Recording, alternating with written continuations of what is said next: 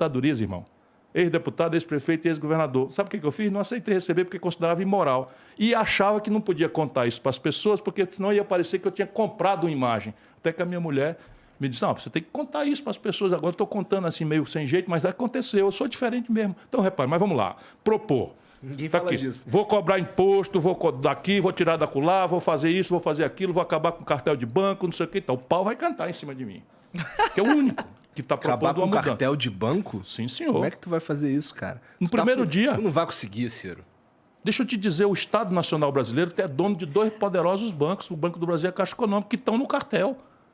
Por quê? Porque desde o Fernando Henrique, que vem a turma do mercado financeiro, administrar o banco e volta para o mercado financeiro. Tem que parar de seguir porque eles alimentam isso. Até o Lula, assim, talvez o nosso... quando, assim, a gente tem uns avatares, vai. O avatar da esquerda é o Lula e o avatar da direita é o Bolsonaro. O avatar da esquerda enriqueceu o banco pra caralho. Mas, rapaz, o maior lucro deu muito mais lucro para os bancos do que o Fernando Henrique. Então, isso pra mim Quer saber o número? Sinal, Quer saber o número? de que não dá pra mudar essa porra. Não dá porque aqui se você quer servir, irmão. Essa é a questão. Mas veja, é muito mais simples tecnicamente do que você supõe, embora politicamente seja difícil. Mas assim, politicamente... O problema é politicamente. Não, acho que ele está querendo dizer que vão inviabilizar, entendeu? Vamos supor que eu me eleja. Estou me elegendo, no primeiro dia do meu governo, o Banco do Brasil e a Caixa Econômica saem do cartel e vão competir. Vão competir pelo freguês. O que é que significa? Baixar juro e baixar a tarifa. Não é fazer de graça, não é ganhar o freguês. Por quê? Porque o lucro... Mantendo-se estatal. Sim, mantendo estatal, claro. É engraçado que aqui no Brasil... Nós temos 5 bancos se não fosse estatal, como é que ele ia fazer isso? Mas deixa eu terminar aquela etapa do... Desculpa. Não tem saída. Aí você, não, tem saída e tal. Mas é muito difícil, sim, é muito difícil. Mas tem jeito? Tem. Agora eu estou dizendo como. Então, propor o que é que eu pretendo fazer. Se eu escapo, não vou dizer que é fácil, mas se eu escapo eu e a ideia. Acredite, isso diminui muito a distância entre o presidente que quer reformar o país e um Congresso que tem as suas mazelas, as suas doenças, então, uma ladroeira infernal, mas o problema maior não é esse. O problema maior é que o Congresso brasileiro é uma espécie de reunião de municipalistas.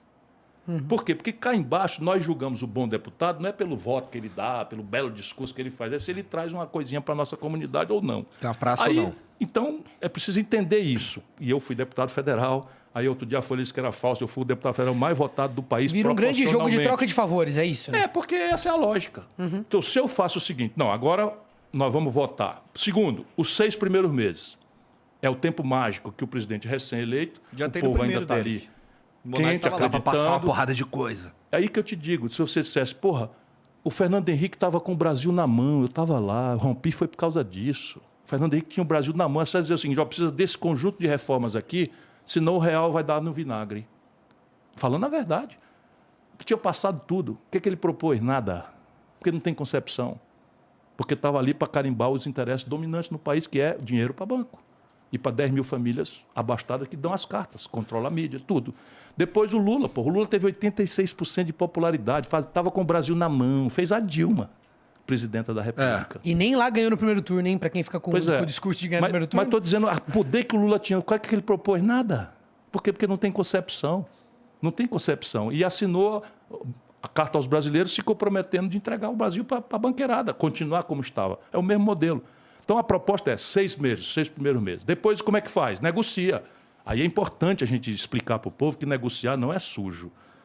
Esse negócio do Bolsonaro, vou lá, conta, e depois se vendeu para o Centrão, ou quer dizer, se vendeu para o Centrão, na verdade. Não é isso. Quem o povo eleger é com eles que eu sou obrigado a negociar pela linguagem da democracia. Só que como é que eu vou negociar? Eu vou negociar largando a interlocução, fazendo um novo acordo de governadores e prefeitos. Hoje está assim na mão, de novo. 23 dos 27 estados do Brasil estão quebrados. São Paulo, Rio de Janeiro, Minas Gerais e Rio Grande do Sul. Esses 4 estão pendurados aí em liminares para não pagar dívida com o governo, estão liquidados. O que é que eu vou propor? Trazer esses estados e os municípios, reestruturar essa dívida toda em troca do apoio, da mediação dos governadores e prefeitos. Por quê? Porque eles são mais fortes do que os lobbies na relação com os deputados. São mais fortes. Porque aí a sobrevivência é ali. O governador pode compensar um deputado fazendo as coisas para ele, a escola, o coisa, sem essa deformação de orçamento secreta, roubalheira e o diabo que está acontecendo em Brasília hoje. Aí, por fim, chave de tudo, o que persistir de impasse, chamar o povo para votar diretamente. Eu sou muito a favor disso. Plebiscitos e referendos. Sou muito pois a favor bem, só disso. eu proponho isso e eu não estou inventando, está escrito na Constituição brasileira. Só que isso tira o poder da Isso é elite de respeito com o corromper os povo. políticos, que eles denunciam corrupção, mas adoram a corrupção. É verdade. Aquele vídeo do assim, Ferrez pra era mim, sobre isso aí, ó. Ferrez e Luigi, era sobre política isso. de mudar a coisa, por exemplo. Sobre eu tava respeito falando com antes o aqui de povo impostos e o tal, povo preto. Impostos sobre consumo. E tem que fazer um gesto. Eu abro mão da minha reeleição. Em troca da reforma do país, eu acabo com a reeleição começando por mim mesmo. Porque isso também funciona. No Brasil, muita gente atua contra o presidente sem dizer por quê, porque não quer que ele acerte a mão. Seja ele qual for, não quer que ele acerte a mão. No dia seguinte começa uma guerra secreta para não deixar o cara governar, porque... Tu faria esse lance de não se comprometer Tudo a não... junto na reforma. É uma reforma só em 6 meses com o fim da reeleição em troca Fim da reeleição de uma vez. De uma vez por não todas. atua, de todos. A minha, porque eu não posso, por exemplo, comprometer um governador que está com o direito que ele tem, mas acaba com a minha própria, eu não disputarei a reeleição e... Mas o que eu quero dizer, tu não disputará acaba a reeleição para os próximos. por lei. Bota na Constituição Isso, que é fica mudar. proibido, Entendi. como o Brasil sempre proibiu. Putz, Isso foi uma perversão que o Fernando Henrique colocou. Eu gosto disso. E você sabe que quando não usam, tem as duas coisas. Tem isso de quererem sabotar o presidente que foi eleito, né? Porque não querem que ele se reeleja. E se o presidente é incompetente, ele depois usa isso como argumento. Fala, não, mas não me deixaram governar, porque não sei o que lá, estão contra mim. A sensação que eu tenho com esse sistema de reeleger presidente é que os primeiros 4 anos são uma campanha política. Só isso, o tempo todo. E os outros 4, pagar a conta. Porque assim... E daí você já se conchava, né? O conchavo já rolou tão intensamente. Olha o Bolsonaro agora, né? Com esse movimento do centro. Se ele se reeleger, ele já tá tão comprometido do ponto de vista... Rapaz, o Lula também. Lula fundou um tal volume de conchavo, tá? Um tal volume de acordo, de distribuição, até cargo de Supremo já está distribuído. Sabe que se o Lula chegar lá, meu irmão, vai ser o maior estelionato eleitoral da história do Brasil. E olha que a Dilma foi gravíssimo estelionato. E as pessoas não têm que acordar para isso. O Lula, se entrar no governo, estará terminando o mandato com 80 anos. Aí o negócio do vice. O vice pensa o oposto do que o Lula fala, que pensa, em assuntos muito práticos que estão na ordem do dia do Brasil. Política de preço dos combustíveis. Privatização da Petrobras. O Geraldo Alckmin é a favor de privatizar.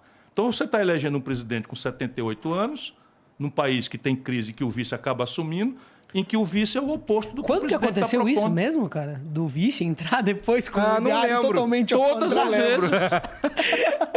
Não, e o mais grave é o seguinte, você tem o Michel Temer, que o Lula colocou na linha de sucessão, irresponsavelmente, né, é quem faz a reforma trabalhista. dele E é mesmo quem que eu tô impõe o falando. teto de gastos. Para o Lula hoje dizer no documento dele que é contra o teto de gastos e a reforma trabalhista, como se não fosse a vi obra isso. política do Lula que produziu Quer isso. dizer, ele se angaria de um monte de figuras, né, que defendem essas ideias e depois ele faz parecer que foi uma surpresa, entendeu? Não, ele diz, tu disse assim, não, peraí, respeite o Alckmin. O Alckmin ficou contra o impeachment.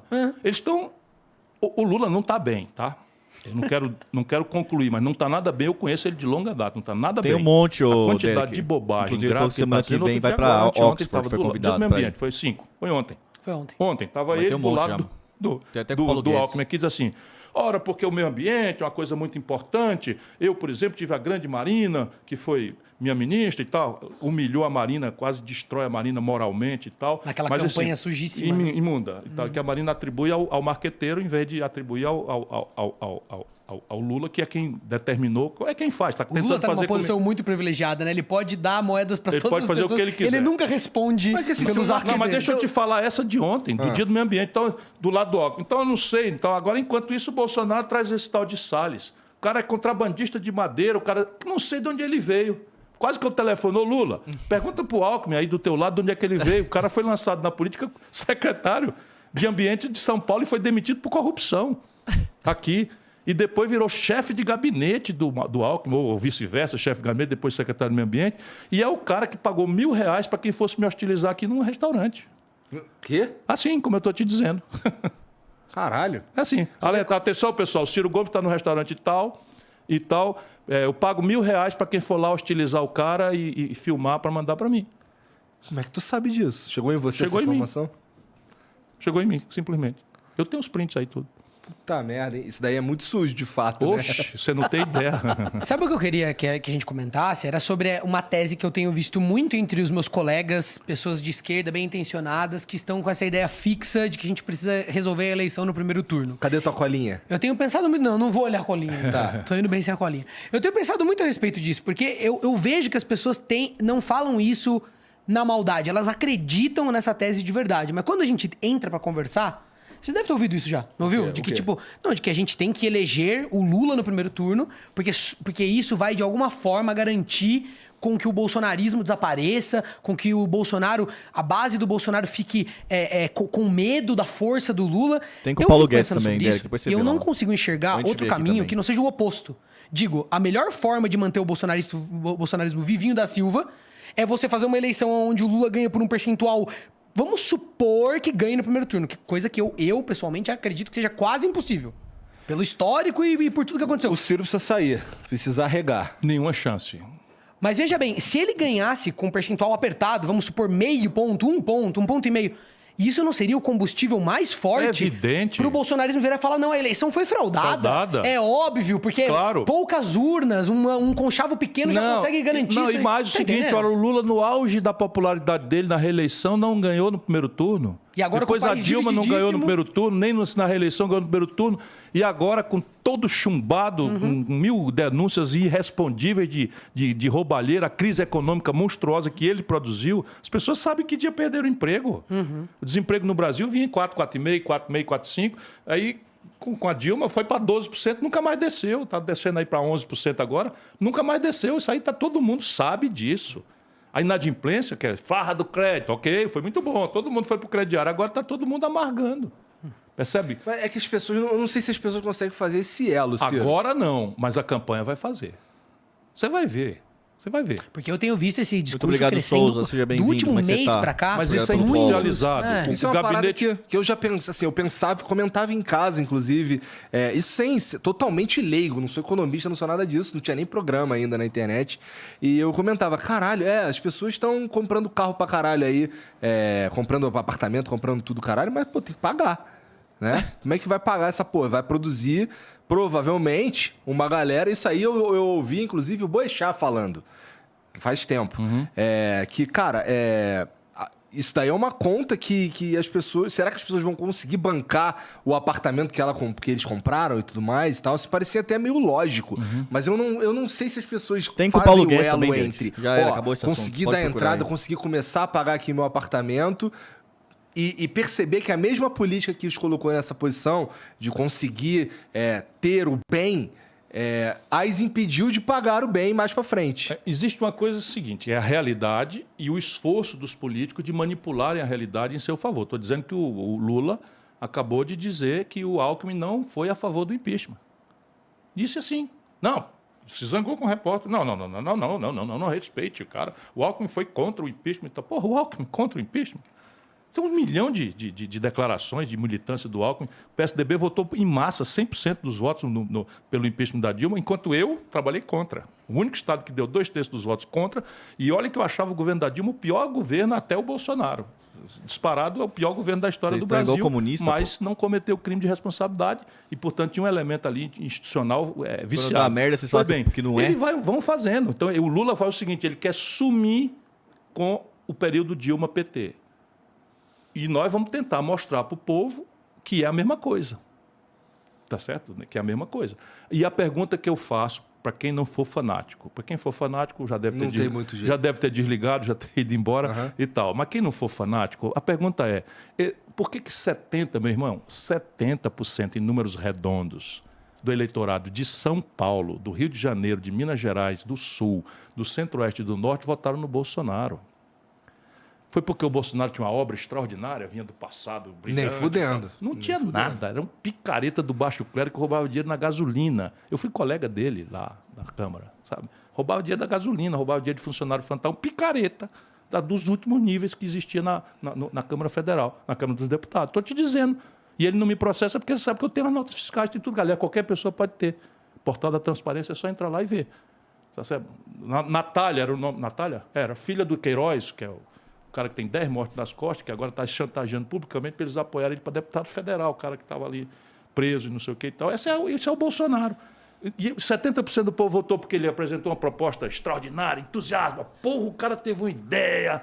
Zero. Não, posto de piranga, eu não entendo nada. É a apologia da ignorância. A maior parte da minha família votou no Bolsonaro e são pessoas... Agora, a razão é uma só. O colapso econômico com a passionalidade do testemunho da corrupção generalizada que o Lula trouxe como elemento central do seu modelo de poder, lá como hoje. Não, mas eles confiaram muito no PT. Eu sinto que são pessoas que eles têm uma frustração com o Partido dos Trabalhadores que é insuperável. Você entende? Porque eles falam, eu converso hoje em dia com quem ainda não converteu o voto e eles falam, porque tem esse discurso também de quem hoje em dia... Eu sou um pouco... Eu não gosto de ficar chamando as pessoas de fascista sem muito motivo.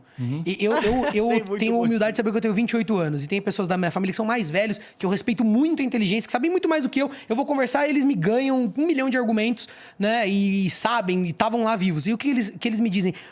E aí, óbvio, que as pessoas elas estão trabalhando, estão empreendendo, elas não estão ao dia inteiro ligadas na política. Né? Então, são pessoas que falam, por mais que os crimes, e aí a gente discorda delas nesse ponto, por mais que os crimes do Bolsonaro sejam graves, eu não posso aceitar que eu fui obrigado a votar no PT 3 vezes. A gente deu 4 mandatos. 4 mandatos o povo deu, rapaz. E eles falam isso, eles falam assim, olha, Bruno, sem chance essa discussão. Irmão, é isso aí. Por mais que eu entenda tudo que você está falando, passo eu não vou dar. Não foi aqui que o Marcos Uchoa disse que entre o que rouba e o que mata, eu prefiro ficar com o que rouba? Olha para onde é que eles estão levando o nosso país. Para mim parece uma escolha de merda. Não é uma escolha de merda, mas é que eles estavam... Sim, mas nós não podemos ir para isso, o Brasil não aguenta. Bom, mas eu acho que a grande questão que tá se pondo agora... E aí você me corrige, ou sei lá, me ajude, não é me ajude, mas assim, dê os seus argumentos para tentar mudar isso, que é o seguinte, a gente tá desenhando aí um segundo turno que é Lula e Bolsonaro. Esse é o que está... Assim dizem as pesquisas. Assim dizem as pesquisas, exatamente. E o voto hoje em dia, a gente tem, grosso modo, números grossos, a gente tem 33%, anti-Bolsonaro, portanto pró-Lula. A gente tem 30% anti-Lula, portanto pró-Bolsonaro. E 30% que não sabe ainda. Que tá meio... mais ou menos a mesma porcentagem da última eleição.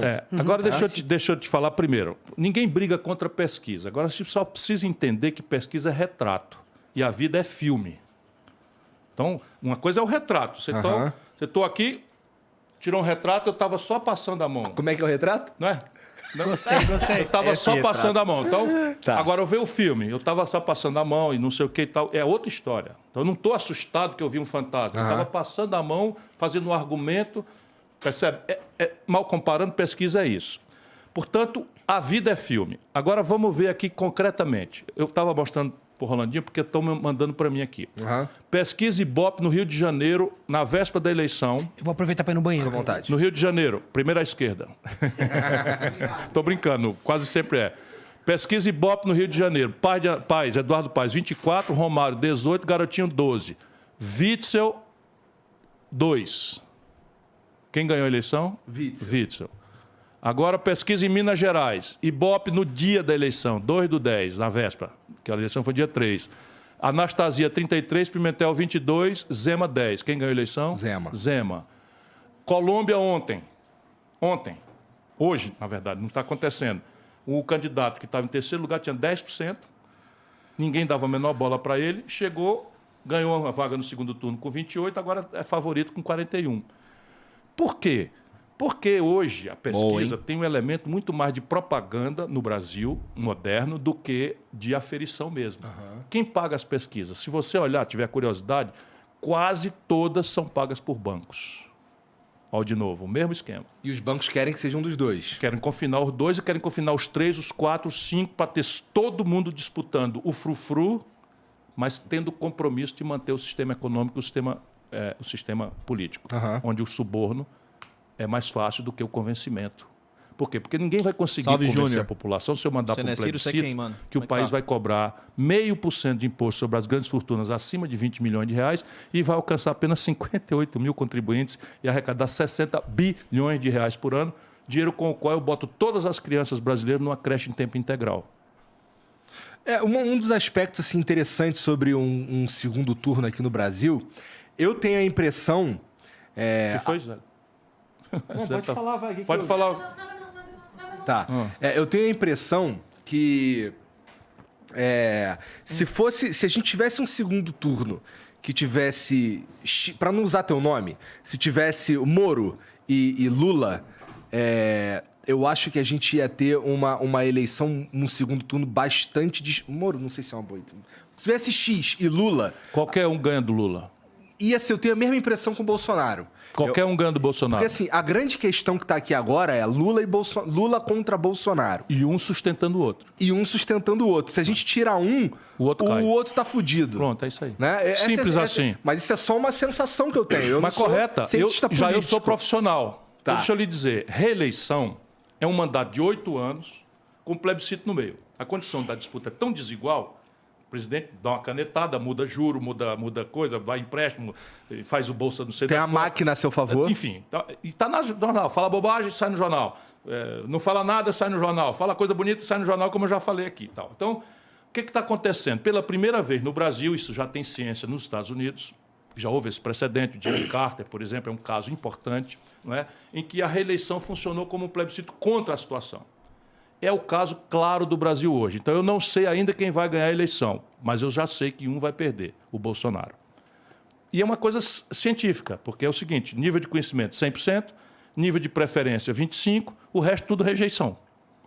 Então, o cara não vai alterar isso, porque a situação econômica vai dar uma virada espetacular, não. Tudo indica que vai tudo piorando na situação brasileira, sob o ponto de vista econômico, inflação, o diabo, que é o que interessa para a gente discutir, não é fascismo, sabe, comunismo, isso é tudo para distrair o povão, ou essas agendas identitárias, para distrair o povão e não discutir essencialmente onde é que está indo a grana, que nós cobramos de imposto, que é uma deveriam discutir também, né? Também tudo. Mas o essencial, Sim. o coração da coisa é a qualidade, a condição de viver, de trabalhar, de produzir, de ganhar salário, de remunerar os aposentados. Nós estamos produzindo 60 milhões de pessoas que daqui 15, 20 anos vão envelhecer sem aposentadoria nenhuma.